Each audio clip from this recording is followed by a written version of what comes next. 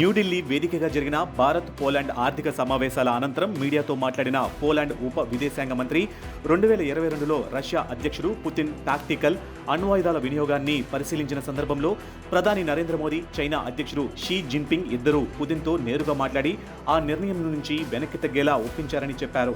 Putin, Modi చెప్పిన విషయాలను ఎంతో శ్రద్ధగా వింటారని, భారత్తో రష్యాకు ఉన్న వ్యూహాత్మక సంబంధాల కారణంగానే మోదీ మాటకు ప్రత్యేక ప్రాధాన్యం ఉంటుందని ఆయన వ్యాఖ్యానించారు. 2022లో అసలు ఏం జరిగింది? 2022 సెప్టెంబర్ ఉక్రెయిన్ యుద్ధం ఉధృతంగా కొనసాగుతుంది. రష్యా సైన్యం కొన్ని ప్రాంతాలలో వెనక్కి తగ్గుతుంది. అప్పుడే పాశ్చాత్య దేశాలు పుతిన్ అణ్వాయుధాలు ఉపయోగించే అవకాశాన్ని తీవ్రంగా పరిగణించాయి. అమెరికా అధ్యక్షుడు జో బైడెన్ ప్రపంచ క్యూబా క్షిపణి సంక్షోభం తర్వాత అత్యంత ప్రమాదకర పరిస్థితిని ఎదుర్కొంటుందని హెచ్చరించారు. నాటో దేశాలు కూడా అప్రమత్తమయ్యాయి. అణుయుద్ధం జరిగితే దాని ప్రభావం కేవలం ఉక్రెయిన్కే పరిమితం కాదని, ప్రపంచవ్యాప్తంగా కోట్లాది మంది జీవితాలపై ప్రభావం పడుతుందని నిపుణులు హెచ్చరించారు. 2022 సెప్టెంబర్లో ఉజ్బెకిస్తాన్లో జరిగిన షాంఘై సహకార సంస్థ సదస్సులో ప్రధాని నరేంద్ర మోదీ రష్యా అధ్యక్షుడు వ్లాదిమిర్ పుతిన్తో ముఖాముఖి సమావేశమయ్యారు. ఆ సమయంలో ఇది యుద్ధాల యుగం కాదు, సమస్యలను సంభాషణ, దౌత్యం ద్వారానే పరిష్కరించుకోవాలి అని మోదీ చెప్పిన మాటలు ప్రపంచవ్యాప్తంగా వార్తల్లో నిలిచాయి.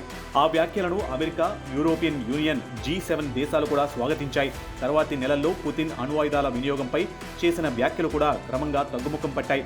అయితే పోలాండ్ మంత్రి ఎందుకు ఇప్పుడు మాట్లాడారు? ఈ వ్యాఖ్యలు కొత్తవి కావు. 2025లో జరిగిన రైసినా డైలాగ్ సందర్భం కూడా ఇదే విషయాన్ని పోలాండ్ మంత్రి ప్రస్తావించారు. ఇప్పుడు మరోసారి అదే విషయాన్ని పునరుద్ఘాటించడం ప్రపంచ దృష్టిని ఆకర్షించింది. రష్యా అధ్యక్షుడు మోదీ చెప్పే విషయాలను పట్టించుకుంటారని, భారత్కు ఉన్న దౌత్య ప్రాధాన్యాన్ని తక్కువ అంచనా వేయకూడదని ఆయన అన్నారు. భారత్ రష్యాతో దశాబ్దాలుగా వ్యూహాత్మక భాగస్వామ్యాన్ని కొనసాగిస్తుంది.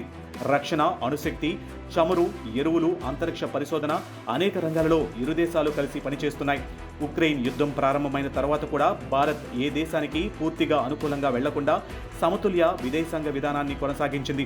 రష్యాతో సంబంధాలను కొనసాగిస్తూనే అమెరికా, యూరప్ దేశాలతో కూడా వ్యూహాత్మక భాగస్వామ్యాన్ని మరింత బలోపేతం చేసింది.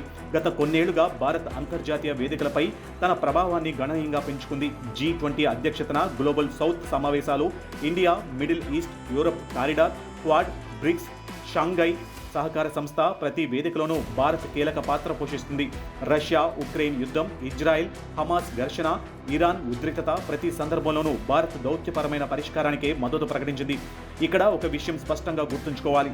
పోలాండ్ మంత్రి చేసిన వ్యాఖ్యలను రష్యా ప్రభుత్వం, క్రెమ్లిన్, భారత ప్రభుత్వం లేదా అమెరికా అధికారికంగా ధృవీకరించలేదు. అలాగే 2022లో పుతిన్ అణ్వాయుధాలు ఉపయోగించాలని నిర్ణయించి తర్వాత మోదీ కారణంగా ఆ నిర్ణయాన్ని మార్చుకున్నారనే విషయాన్ని నిర్ధారించే పబ్లిక్ డాక్యుమెంట్లు కూడా లేవు. అందువల్ల ఈ వ్యాఖ్యలను పోలాండ్ ఉప విదేశాంగ మంత్రి చేసిన ప్రకటనగా మాత్రమే చూడాలని అంతర్జాతీయ వ్యవహారాల నిపుణులు సూచిస్తున్నారు. అయితే ఒక విషయం మాత్రం స్పష్టంగా కనిపిస్తుంది. భారత్కు ప్రపంచ రాజకీయాలలో ఉన్న ప్రాధాన్యం గతంతో పోలిస్తే మరింత పెరిగింది. రష్యాతో సన్నిహిత సంబంధాలు, అమెరికాతో వ్యూహాత్మక భాగస్వామ్యం, యూరోప్తో వాణిజ్య బంధాలు, గ్లోబల్ సౌత్కు నాయకత్వం ఇవన్నీ కలిసి భారత్ను ప్రపంచ దౌత్యంలో కీలక దేశంగా నిలబెట్టాయి. పోలాండ్ మంత్రి చేసిన వ్యాఖ్యలు నిజమా కాదా అన్నది భవిష్యత్తులో బయటపడే అంశం. కానీ ప్రపంచ రాజకీయాలలో భారత ప్రధాని నరేంద్ర మోదీ పాత్రపై మరోసారి అంతర్జాతీయ చర్చ మొదలైందనేది మాత్రం వాస్తవం.